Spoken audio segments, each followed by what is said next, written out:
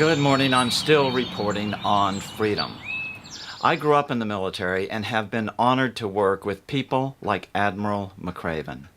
These are freedom's warriors, the people who will sacrifice their entire lives to defend a concept, freedom. Not just U.S. freedom, but the freedom of anyone, anywhere in the world, no matter how rich or poor, no matter how downtrodden or poverty-stricken. Admiral McRaven was born in Pinehurst, North Carolina, and graduated from the University of Texas in 1977. Upon graduation, he went straight into Navy SEAL training and has been there for his entire 36-year naval career. He is currently 58 years old. He took command of U.S. Special Operations Command in 2011. The men and women of Special Operations are honed to as close to mental and physical perfection as humanity can produce. They are the literal voice of freedom. It's my privilege to introduce you to Admiral McRaven's commencement address to the 2014 graduating class of the University of Texas. It is indeed an honor for me to be here tonight. It's been almost 37 years to the day that I graduated from UT. I remember a lot of things about that day. I remember I had a throbbing headache from a party the night before.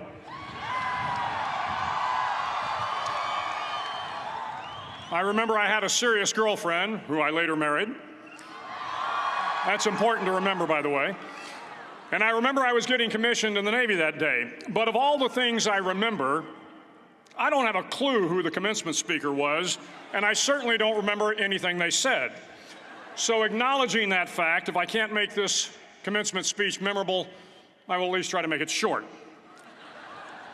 So the university's slogan is, "What starts here changes the world." Well, I've got to admit, I kind of like it. What starts here changes the world. Tonight, there are almost 8,000 students, or there are more than 8,000 students graduated from UT.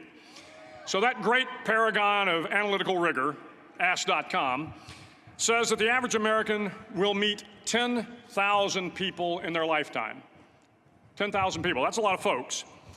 But if every one of you changed the lives of just 10 people, and each one of those people changed the lives of another 10 people, and another 10, then in 5 generations, 125 years, the class of 2014 will have changed the lives of 800 million people. 800 million people. Think about it. Over twice the population of the United States. Go one more generation, and you can change the entire population of the world, 8 billion people.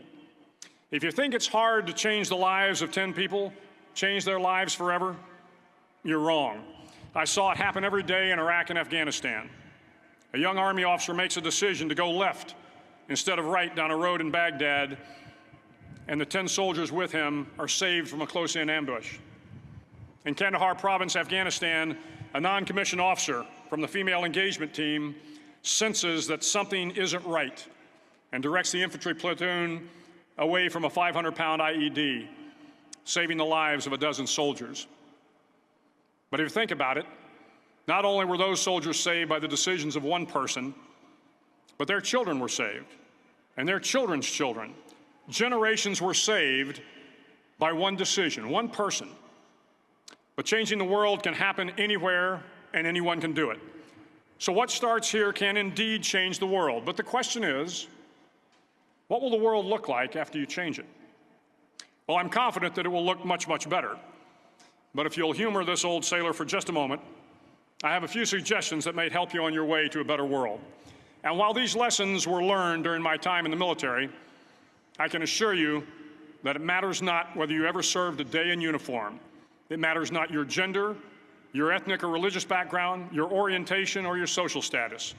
Our struggles in this world are similar, and the lessons to overcome those struggles and to move forward, changing ourselves and changing the world around us, will apply equally to all. I've been a Navy SEAL for 36 years. But it all began when I left UT for basic SEAL training in Coronado, California. Basic SEAL training is 6 months of long, torturous runs in the soft sand, midnight swims in the cold water off San Diego, obstacle courses, unending calisthenics, days without sleep, and always being cold, wet, and miserable. It is 6 months of being constantly harassed by professionally trained warriors who seek to find the weak of mind and body and eliminate them from ever becoming a Navy SEAL. But the training also seeks to find those students who can lead in an environment of constant stress, chaos, failure, and hardships. To me, basic SEAL training was a lifetime of challenges crammed into 6 months. So here are the 10 lessons I learned from basic SEAL training that hopefully will be of value to you as you move forward in life. Every morning in SEAL training, my instructors, who at the time were all Vietnam veterans, would show up in my barracks room, and the first thing they'd do was inspect my bed. If you did it right, the corners would be square, the covers would be pulled tight, the pillow centered just under the headboard, and the extra blanket folded neatly at the foot of the rack. It was a simple task, mundane at best, but every morning we were required to make our bed to perfection. It seemed a little ridiculous at the time, particularly in light of the fact that we were aspiring to be real warriors, tough, battle-hardened SEALs. But the wisdom of this simple act has been proven to me many times over. If you make your bed every morning, you will have accomplished the first task of the day. It will give you a small sense of pride, and it will encourage you to do another task, and another, and another. And by the end of the day, that one task completed will have turned into many tasks completed. Making your bed will also reinforce the fact that the little things in life matter. If you can't do the little things right, you'll never be able to do the big things right. And if by chance you have a miserable day, you will come home to a bed that is made, that you made. And a made bed gives you encouragement that tomorrow will be better. So if you want to change the world, start off by making your bed. During SEAL training, the students are all broken down into boat crews. Each crew is 7 students, 3 on each side of a small rubber boat, and 1 coxswain to help guide the dinghy. Every day, your boat crew forms up on the beach and is instructed to get through the surf zone and paddle several miles down the coast. In the winter, the surf off San Diego can get to be 8 to 10 feet high, and it is exceedingly difficult to paddle through the plunging surf unless everyone digs in. Every paddle must be synchronized to the stroke count of the coxswain. Everyone must exert equal effort, or the boat will turn against the wave and be unceremoniously dumped back on the beach. For the boat to make it to its destination, everyone must paddle. You can't change the world alone. You will need some help. And to truly get from your starting point to your destination takes friends, colleagues, the goodwill of strangers, and a strong coxswain to guide you. If you want to change the world, find someone to help you paddle. Over a few weeks of difficult training, my SEAL class, which started with 150 men, was down to just 42.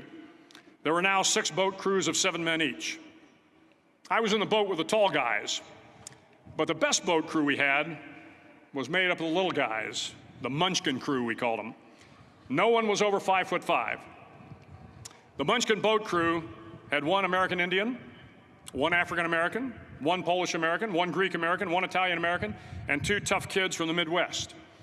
They out-paddled, outran, and outswam all the other boat crews. The big men in the other boat crews would always make good-natured fun of the tiny little flippers the Munchkins put on their tiny little feet prior to every swim.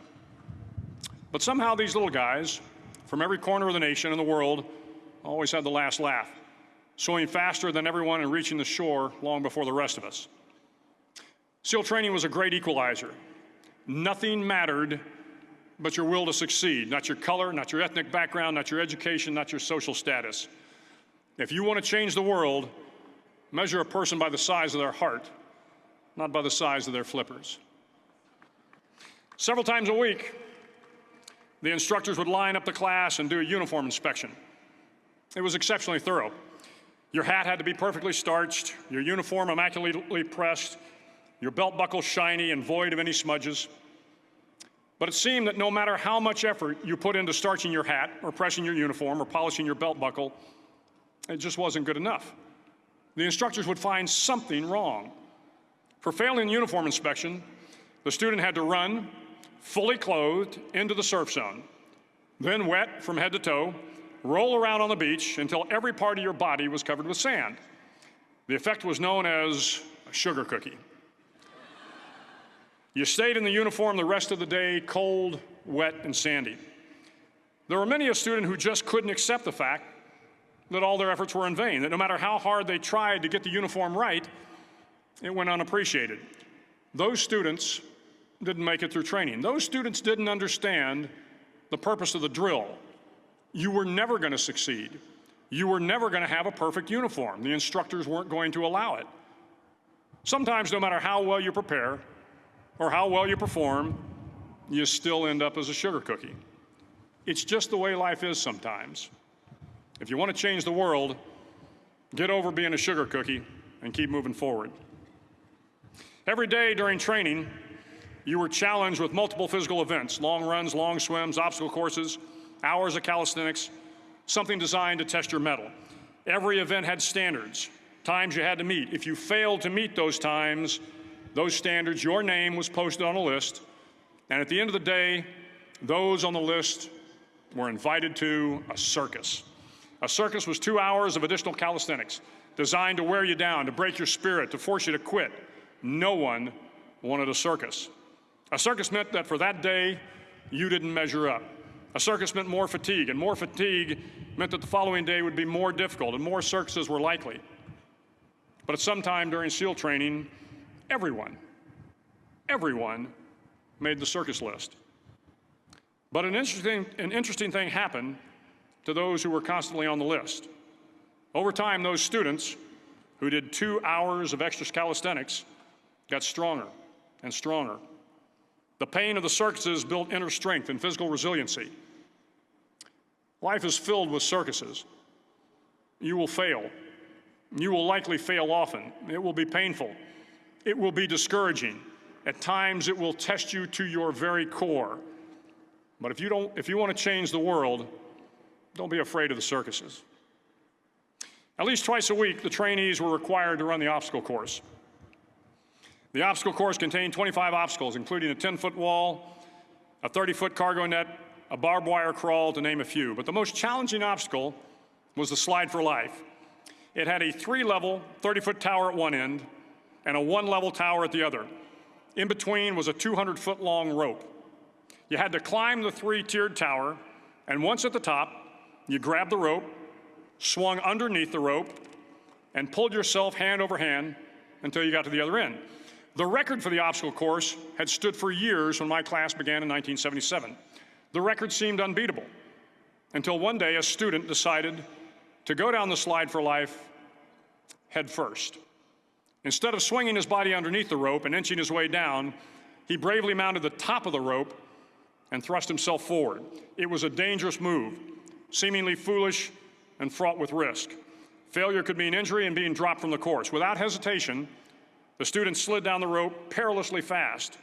Instead of several minutes, it only took him half that time.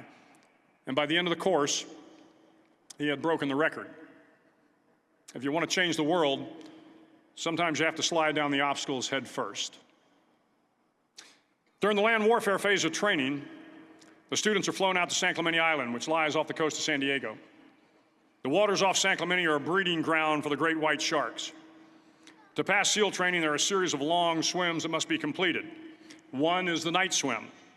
Before the swim, the instructors joyfully brief the students on all the species of sharks that inhabit the waters off San Clemente. They assure you, however, that no student has ever been eaten by a shark, at least not that they can remember. But you are also taught that if a shark begins to circle your position, stand your ground.